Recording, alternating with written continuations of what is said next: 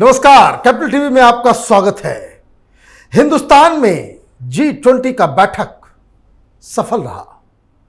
कई सारे एक्सपर्ट्स कह रहे हैं कि ये जिस स्तर पे इसे ऑर्गेनाइज किया गया और जिस तरीके से हिंदुस्तान की जनता ने, खास करके दिल्ली की जनता ने इसके लिए कोऑपरेट किया, वो अद्भुत है।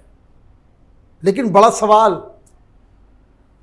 कि इसे हमने हासिल क्या किया, भारत को क्या मिला, ये जो पूरी बैठक है उसके टेकअवेज क्या है, प्रधानमंत्री मोदी को इससे क्या फायदा होगा, देश को क्या फायदा होगा, ये जानने और समझने के लिए हमारे साथ मेजर जर्नलिस्ट मिश्रा साहब हैं। आपका बहुत बहुत स्वागत है। क्या माना जाए, ये सक्सेसफुल रहा और हिंदुस्तान को इसमें बहुत फायदा होने वाला है? सुपर अचीवमेंट, मतलब विश्वास नहीं होता है। मोदी जी ने पूरे विश्व को हिला दिया है। पूरे विश्व में हिंदुस्तान के नए नाम के साथ हिंदुस्तान का डंका बज रहा है। भारत डंका बज रहा है। दूसरी बात, ये मोदी जी ने इस नए नाम के साथ भारत मंडपम, जो कि विश्व का वन ऑफ द 10 सबसे खूबसूरत कन्वेंशन सेंटर है, उसके माध्यम से पूरे विश्व को बता दिया है ये नया भारतवर्ष है, ये हमारी खूबसूरती है। उसके बाद G20 का जो ऑर्गेनाइजिंग किया गया, वो इस स्तर पे मोदी जी ले गए हैं कि मतलब विश्वास नहीं होता। Total perfection. G20 का ही मान बढ़ा दिया। मंदिर में कोई पूजा करने जाता है तो मंदिर का तो गरिमा बढ़ती है, उस आदमी का भी गरिमा बढ़ जाता है। तो जो लोग पार्टिसिपेट कर रहे हैं उनके भी भाव बढ़ गए हैं। अब आते हैं तो मोदी जी ने क्या किया। पहली बार विश्व स्तर पे मोदी जी ने कहा ये नया भारत है, इसका नया नामकरण है भारत। जब वो बैठे थे सामने में लिखा हुआ था भारत, तब तो संदेश चला गया। अब हिंदुस्तान में जिनको जितना उछलना उछले। नए भारत से परिचय करवाया। आज बिना चैलेंज के, बिना चुनौती के, भारत विश्व का विश्व गुरु बन चुका है। और जैसा मोदी जी ने कहा, अब हम विश्व गुरु नहीं, हम विश्व मित्र बन गए हैं। देखिए क्या मास्टर स्ट्रोक खेले हैं, विश्व मित्र, फ्रेंड ऑफ द वर्ल्ड। अब सब लोग इस मीटिंग के बाद जो सब लोग अपने विदेशी जाएंगे, हेड ऑफ द स्टेट्स, मैं बता रहा हूं कई महीनों तक उनको विश्वास नहीं होगा कि उन्होंने देखा क्या। जो भारतवर्ष को सपेरों का देश, रोड पे एलिफेंट चलता है और PL480 का एक ज़माना था, उनको विश्वास नहीं है वही भारतवर्ष है। तो श्रेय तो मोदी जी को जाता है। एक नया भारत हैज अराइव्ड। अंतर्राष्ट्रीय स्तर पे एक नए भारत का सूर्योदय हुआ है। भारत विश्व के गरीब देशों का और कमजोर देशों का वॉइस बन गया है, voice of poor nations. Global South, उसका बताऊंगा कि ग्लोबल साउथ कैसे मास्टर स्ट्रोक मोदी जी ने खेला। ग्लोबल साउथ का मेन चैंपियन बन गए हैं, मेन वॉइस बन गए हैं। We are the leader of Global South. पहले नॉर्थ डोमिनेट करता था, आर्थिक व्यवस्था, शक्ति, वेपन प्लेटफॉर्म, सब कुछ। सेंटर ऑफ ग्रेविटी शिफ्ट कर दिया फ्रॉम नॉर्थ टू साउथ। उसके बाद क्योंकि मोदी जी ने ग्लोबल साउथ का वॉइस उछाला यहाँ पे, तो वो ग्लोबल साउथ के अनडिस्प्यूटेड लीडर बन गए। अब ये ग्लोबल साउथ कहीं नहीं जाएगा, इन्हीं के साथ रहेगा। तो कहने का मतलब है भारतवर्ष का समय आ गया है। अब मास्टर स्ट्रोक कैसे है? मास्टर स्ट्रोक इन बिंदुओं के कारण मोदी जी ने कहा कि एक तीर से दो चिड़ियां मारते हैं। वेस्ट की प्रभुता को थोड़ा कमजोर करो और चीन को चुनौती दो। और वो टारगेट किस माध्यम से? एक तीर अफ्रीका के यूनियन को अपने साथ मिला लो। तो G20 में जो पावरफुल देश हैं, जो डिक्टेट करते थे, और आर्थिक व्यवस्था की बात करते थे, सिर्फ पैसा सेंट्रिक अप्रोच। मोदी जी ने कहा अफ्रीकन यूनियन को साथ लेते हैं। 55 देश भारत की झोली में आ गया। तो कल को जब यूएनएससी के लिए वोटिंग होगा, ये सब हमारे हैं, ये हमारे सिटिंग फ्रेंड्स हैं, नेचुरल आई। तो अफ्रीकन यूनियन को अपने साथ लेके चीन को खत्म कर दिया। 42 देश में चीन ने बीआरआई के लिए इन्वेस्ट किया। वो तो सब हाथ रेज करती हैं, पैसा नहीं है, रोकड़ा नहीं है, नहीं लौटा सकते।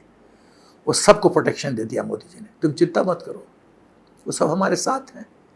तो चीन का बीआरआई का पैसा गया, इन्फ्लुएंस गया, दबाव गया, और उसके ऊपर ये सब गया तो गया, ये तो लॉस हुआ।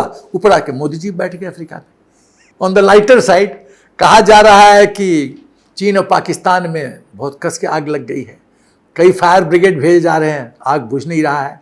और ये भी कहा जा रहा है कि बर्नॉल आउट ऑफ स्टॉक है। ट्रेंड कर रहा था बर्नॉल, हाँ।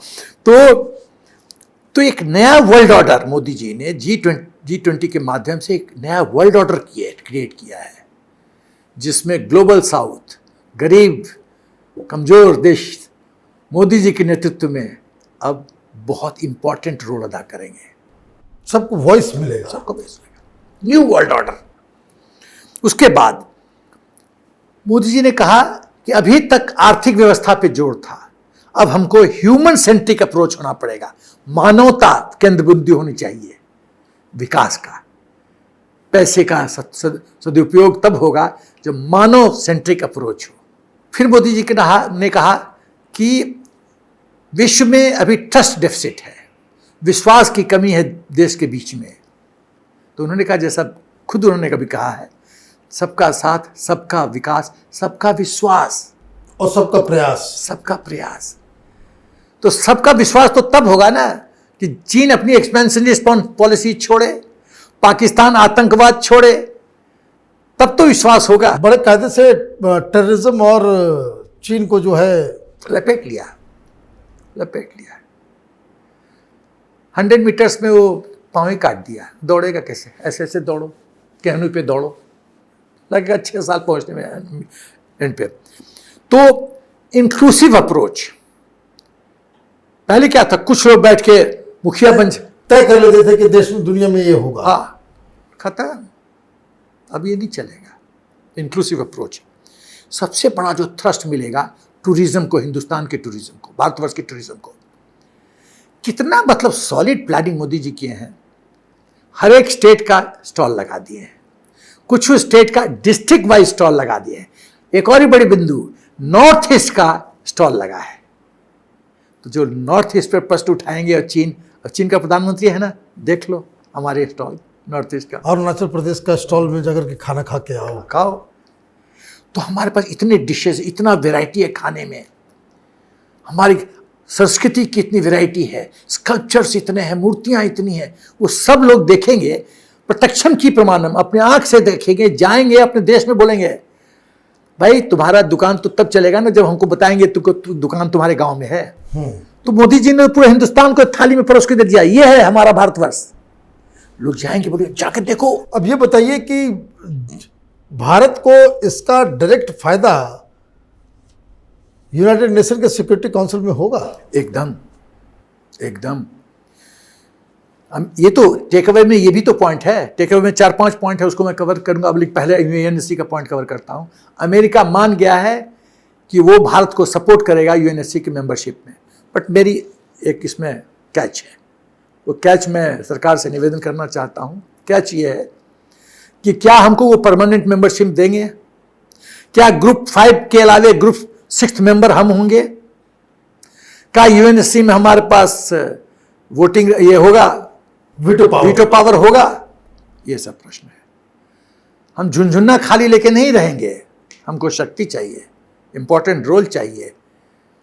हम विश्व के 5वां आर्थिक व्यवस्था हैं, सबसे पावरफुल आर्मी सेना है, हम विश्व गुरु हैं, हम विश्व मित्र हैं, हम टाइम्स ऑफ नीड में गरीबों को मदद करते हैं। हमने वैक्सीन दिया, हमने राशन दिया, किसी देश ने दिया क्या? अमेरिका ने मदद किया लोगों को, हिंदुस्तान ने किया।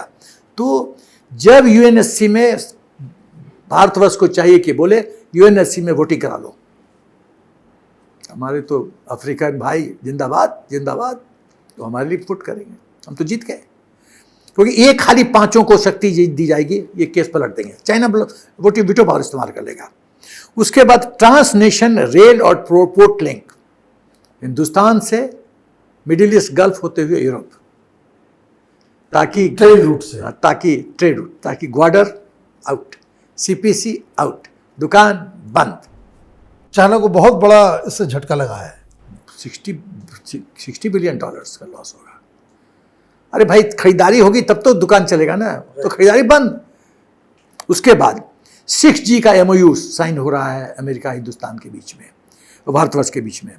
फिर अमेरिका इन्वेस्ट करेगा MRO कैपेबिलिटी भारतवर्ष में, maintenance repair organisation, right, maintenance repair and overall organisation, MRO। यदि वो बन जाता है तो आज जो वेपन एयरक्राफ्ट के लिए है MRO, एयरक्राफ्ट के लिए यदि जो पेरेंट कंपनी है, यदि फ्रांस का रफाल है, तो वहाँ जाएगा मेंटेनेंस के लिए, रिपेयर के लिए। अब ये हिंदुस्तान में होगा, हिंदुस्तान बैठे बैठे। तो एक वक्त आएगा कि जो ओरिजिनल मैन्युफैक्चरर बोलता कि मेरे बिहार पे तू ही रिपेयर करा ले, यहाँ पे भाई जॉब मिलेगा, धंधा बढ़ेगा, टेक्नोलॉजी आएगी, पैसा बढ़ेगा। उसके बाद second master ship repair agreement sign हुआ है, जिसमें शिप्स जो है ये हिंदुस्तान में रिपेयर होगा, फिर वही जॉब। फिर कटिंग एज, आर्टिफिशियल इंटेलिजेंस का कटिंग एज, वो अमेरिका मान लिया है कि हम लोग करेंगे। India US defence acceleration ecosystem, Indus x. अब इंडिया की जगह पे भारत करना पड़ेगा, तो इंडस नहीं बिंडस एक्स करना पड़ेगा, बिंडस एक्स। तो बिंडस एक्स जो है उससे डिफेंस के क्षेत्र में एक्सेलरेशन होगा और ज्वाइंट प्रोग्राम स्टार्टअप्स के लिए। तो ये तो टेक अवे देखो। और डिफेंस के क्षेत्र में G414 इंजन तेजास के लिए और AMCA एडवांस मीडियम क्राफ्ट ये AMCA जो कि एयरक्राफ्ट होता है उसके लिए, और क्वांटिटी 31 MQ-9 आर्म ड्रोन्स, जिसमें 15 नेवी, 8 एयरफोर्स और 8 आर्मी। तो इतने एडवांटेज हैं। और मैं 3 मिनट में ख़त्म करूंगा कि मोदी जी का मास्टर स्ट्रोक कैसे रहा है। आपका बहुत बहुत धन्यवाद। आपने डिटेल में बताया कि किस तरह से प्रधानमंत्री मोदी ने G20 के पूरे फोरम को हिंदुस्तान के फायदे में इस्तेमाल किया। हिंदुस्तान के लोगों को खुश होना चाहिए कि इस तरह का नेतृत्व है जो राष्ट्र हित से ज़रा भी कॉम्प्रोमाइज़ नहीं करता। आप देखते रहिए कैपिटल टीवी। हमारे वीडियोस को लाइक कीजिए, शेयर कीजिए और हमारे चैनल को सब्सक्राइब कीजिए। धन्यवाद।